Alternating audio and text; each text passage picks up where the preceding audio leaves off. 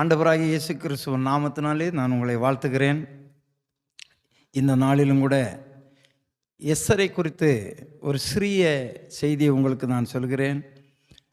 எஸ்தரின் புஸ்தகம் 2ஆம் அதிகாரம் 7ஆம் வசனத்தில் சொல்லப்பட்டிருக்கிறது, மெர்தகாய் தன்னுடைய சிறிய தகப்பன் குமாரத்தியாகிய எஸ்தர் என்னும் அச்சாளை வளர்த்தான் என்று சொல்லப்பட்டிருக்கிறது.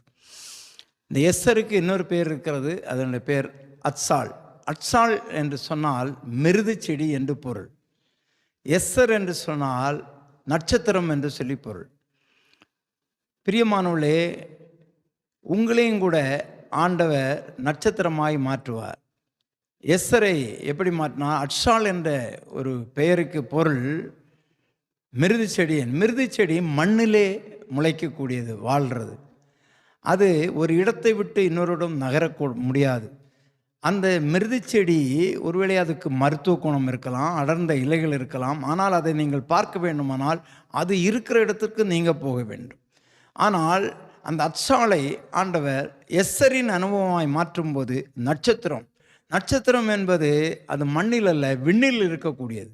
அது நட்சத்திரம் விண்ணில் இருக்கும்போது அந்த நட்சத்திரத்தை உலகத்திலிருந்து எந்த இடத்தில் இருந்தாலும் நட்சத்திரத்தை பார்க்க முடியும்.